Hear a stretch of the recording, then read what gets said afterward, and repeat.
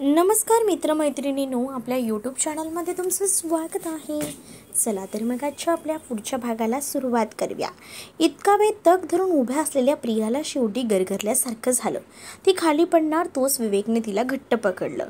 प्रिया प्रिया आवाज देत त्याने तिच्या गालावर थाप दिली. पण घामाने चिंब भिजलेली ती डोळे उघडत नव्हती. आजीसाहेब आणि आबासाहेब सुद्धा काळजीत पडले. विवेकने पटकन तिला उचललं आणि रूममध्ये नेलं. ताबडतोब डॉक्टरांना फोन लावला. आता पुढे पाहूया नेमकं काय झालंय. रूममध्ये बेडवर ठेवून विवेकने प्रियाच्या चेहऱ्यावर पाणी शिंपडलं, पण तरीही तिने डोळे उघडले नाहीत. ती काहीच हालचाल करत नव्हती आणि तिचं थंड पडलेलं शरीर पाहून विवेक पॅनिक झाला.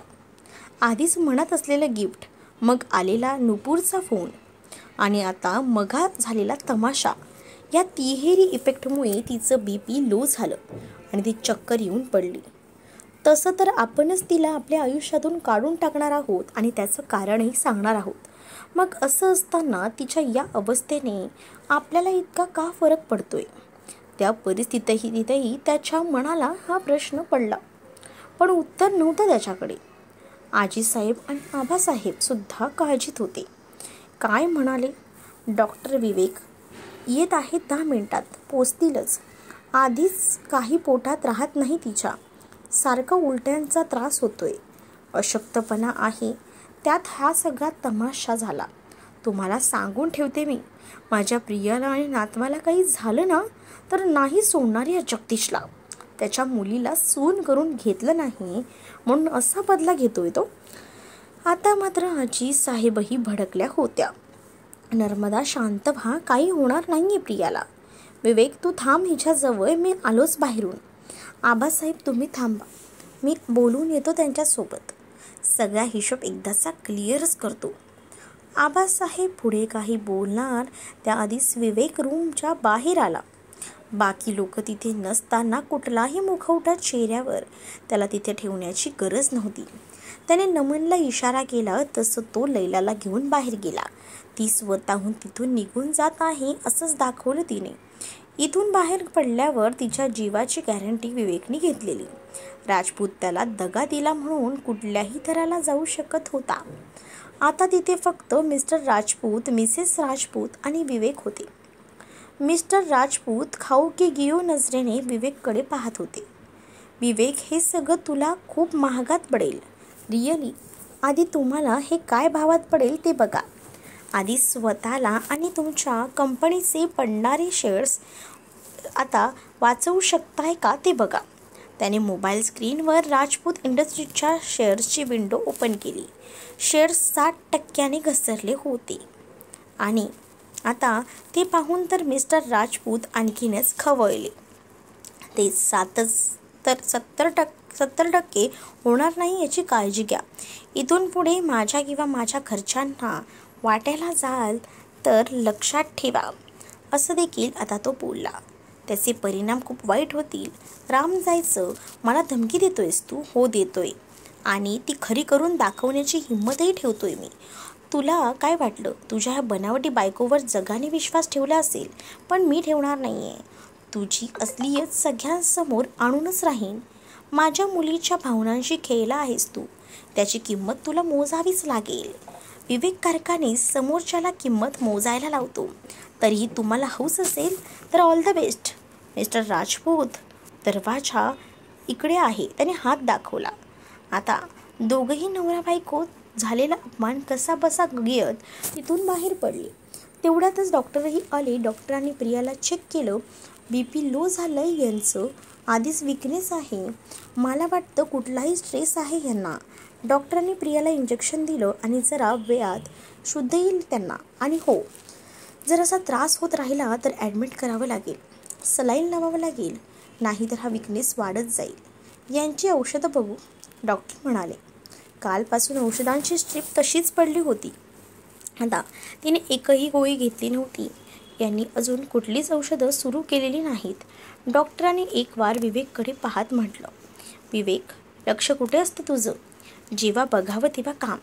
अरे लग्न करून जबाबदारी घेऊन या घरात आणलं आहेस ना तू तिला, मग जरा तरी वेळ काढ ना हिच्यासाठी. यावर उलटून बोलणं त्याला शक्य नव्हतं. Please mister Vivek, take care of her. आत्तासाठी सगळं ठीक दिसतंय, पण असं सुरू राहिलं ना तर कॉम्प्लिकेशन होण्याची शक्यता आहे. डॉक्टर, बाकी तिच्या जीवाला आणि तिच्या बाळाला काही? No no, everything is okay. पण तरीही आता काळजी घ्यावी लागणार आहे. काही असलं तर मला कळवा. तेवढं बोलूनच डॉक्टर निघून गेले. विवेक तिथेच टेबलला खेटून उभा होता, कुठल्या तरी गहन विचारात. आज तर त्याने राजपूतला तिथून चालतं केलं, पण शांत तो नक्कीच बसणार नव्हता. प्रियाचा भूतकाळ आणि त्याच्या मनात त्याचं सत्य कधी समोर यायला नको होतं. विवेक, तू थांब तिच्याजवळ आणि हिला जाग आली की मला सांग. प्रियाच्या केसांवरून हात फिरवत आजीसाहेब बाहेर गेल्या. विवेक, तुला एक महत्त्वाची गोष्ट सांगायची होती. आबासाहेब म्हणाले. कुठली? साताऱ्याची जमीन आम्ही प्रियाच्या नावावर केली आहे. हॉस्पिटल तिथे उभं राहीलच, पण ती जागा प्रियाच्या नावावर असेल. आबासाहेबांचं बोलणं ऐकून विवेक चमकला. आश्चर्याने त्यांच्याकडे पाहिलं, पण तेवढीच रिॲक्शन देऊ शकत होता. जमीन तिच्या नावावर का गेली हा प्रश्न विचारणं शक्य नव्हतं. आता त्याला मनातून ती गोष्ट अजिबात पटली नव्हती. पण त्याने काळजी घे तिची. आम्ही बाहेर आहोत त्याचं लक्ष गेलं तर चार्ली तिच्या बेडवर चढण्याचा प्रयत्न करत होता. No Charlie, don't disturb her. विवेकच्या आवाजाने चार्लीने चढायचा प्रयत्न सोडून दिला आणि सोफ्यावर जाऊन गुपचूप तिच्याकडे पाहू लागला. आबासाहेब बाहेर गेल्यावर विवेक बाल्कनीत गेला. स्लायडर ओढून घेत सिगारेट पेटवली. त्याने सदानंदला फोन करून काही इन्स्ट्रक्शन दिल्या. राजपूतला आत्तासाठी थपवून धरलं होतं, पण तरीही त्या मुलीपर्यंत पोचोस्तोवर त्याच्या जीवाला चैन पडणार नव्हतं. साताऱ्याची जमीन करोडोंची होती. आबासाहेबांनी अगदी सहज प्रियाच्या नावावर केली. त्यांच्या दृष्टीने ते चुकीचं नव्हतं. त्यांच्या मते त्यांनी या घराच्या सुनेच्या नावावर केलेली होती ती जमीन. पण प्रियाने नकार द्यायला हवा होता. कालच तर म्हणत होती, तुमच्या प्रॉपर्टीत काडीचाही इंटरेस्ट नाही आहे मला. मग अशा वेळी नकार द्यायचा सोडून तिने खुशाल सही केली. त्याचे विचार नको त्या दिशेला धावले. पुन्हा एकदा सिगारेट विझवून तो रूममध्ये आला तर प्रियाला शुद्ध येत होती. जड झालेले डोळे आता उघडत कशीबशी ती उशीला टेकून बसली. विवेक तिथे आहे याची तिला कल्पना नव्हती. जरा वेळापूर्वी घडलेलं सगळं तिच्या डोळ्यासमोर आलं.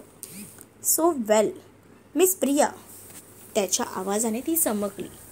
फक्त थालीपीठांच्या बदल्यात मोठं बक्षीस मिळवलंच तुम्ही आबासाहेबांकडून, तो उपहासाने आता म्हणाला. तिला सुरुवातीला त्याच्या बोलण्याचा अर्थ कळला नाही. तर म्हणजे 4 थालीपीठांच्या बदल्यात करोडोंची जमीन. इम्प्रेसिव्ह. आबासाहेब अगदी खुश आहेत आपल्या सुनेवर. सहज जमीन तुझ्या नावावर केली आणि तूही सह्या केल्यास. आफ्टर ऑल एवढी फायद्याची डील कोण सोडून देईल? त्याच्या चेहऱ्यावर उपहासाचं हसू अजूनही होतं. आता मात्र तिच्या लक्षात आलं तो कशाबद्दल बोलतोय ते. आधी वेदनेने आणि मग रागाने तिचे डोळे लाल झाले. काही वेळापूर्वी डोळ्यात प्रेम भरून तिच्याकडे बघणारा तो आता, आणि त्याचा डोळ्यांमध्ये तिच्यासाठी अविश्वास. दुर्दैव हे की मगाचा त्याचा प्रेमभाव खोटा होता आणि आत्ताचा अविश्वास खरा. अशक्तपणा तिच्या चेहऱ्यावर स्पष्ट दिसत होता.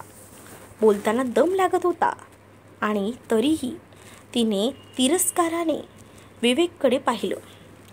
मिस्टर कारखानीस, तुम्हाला एकदा आठवण करून देते, मला तुमच्या प्रॉपर्टीत काडी मात्रही इंटरेस्ट नाही आहे.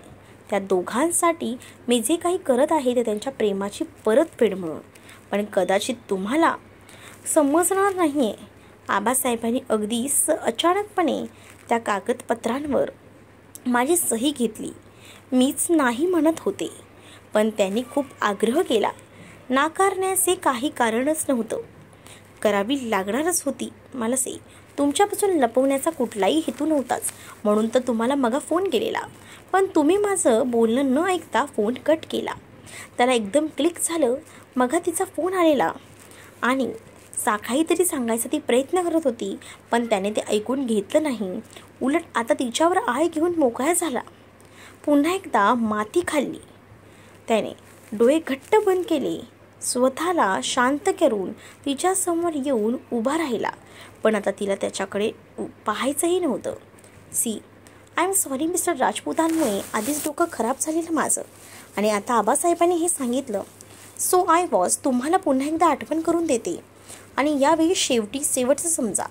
जर तुम्हाला माझ्यावर विश्वास नसेल तर ताबडतोब इथून निघून जायला तयार आहे मी.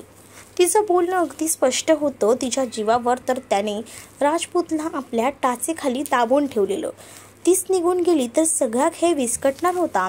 C listen, I am sorry. इथून पुढे लक्षात ठेवेल मी. तिच्यासारख्या स्वाभिमानी मुलीवर एकदा नाही तर 2 वेळा अविश्वास वार केला त्याने. संशय घेतला तिच्या इंटेन्शनवर. त्यावर ती काहीच बोलली नाही. चेहरा फिरून दुसरीकडे पाहत राहिली. तो मात्र आपली नजर हटवू शकला नाही तिच्यावरून. सैलसर वेणीतील कितीतरी केस बाहेर आलेले. एका बाजूने घेतलेली वेणी गोरे लाल गाल आणि नाकाचा शेंडा गुलाबी झाला होता. फिकट गुलाबी ओठ कोरडे पडले होते. थकवा आणि अशक्तपणा हा स्पष्ट दिसत होता चेहऱ्यावर. पण त्यातही तिच्या चेहऱ्यातला गोडवा निरागसपणा तसूभरही कमी झाला नव्हता. मघा तिला अगदी जवळ घेतलं होतं आणि आता जरा वेळापूर्वी आपल्या मिठीत उचलून आणलं. तिच्या चेहऱ्याकडे एकटक पाहणारा तो भानावर आला. ते चार्लीने आवाज दिल्यामुळे, see, I am very sorry. Promise, यापुढे मी कधीही तुझ्यावर अविश्वास दाखवणार नाही. आता त्यावरही ती शांतच होती. त्याने आता पुन्हा एकदा दीर्घ श्वास घेत केसांमधून आता हात फिरवला. आणखीन एक, आता मघा जे काही घडलं तसं खरंच काही नाही. मला कुठल्याही प्रकारचं एक्सप्लेनेशन देण्यासाठी तुम्ही बांधील नाही आहात mister Karkhanis. So don't give me any explanation. त्याच्याकडे न पाहताच ती म्हणाली. ती खूप दुखावली गेल्याचं जाणवलं त्याला. डॉक्टरांनी मग सांगितल्याप्रमाणे मेडिसिनमधून त्याने गोळ्या घेतल्या आणि पाण्याचा ग्लास तिच्यासमोर धरला. खूप वीक आहेस तू. डॉक्टरांनी आता औषधं आणि आराम करायला सांगितलं आणि जेवण नीट करायला सांगितलंय तुला. तर तिने अजूनही हात पुढे केला नव्हता. तुझ्या बाळासाठी तरी काळजी घे स्वतःची. ते ऐकूनच आता त्याच्या हातून औषधं घेतलीत. थँक्स. तो समोर काही बोलणारच तोपर्यंत चार्ली त्या बेडवर चढून तिच्या कुशीत शिरला होता. ती प्रेमाने गोंजारत होती त्याला. अथक प्रयत्नाने नकारार्थी मान हलवत त्याने नजर तिच्यावरून हटवली. तुम्हाला हा भाग कसा वाटला हे नक्कीच मला कमेंट करून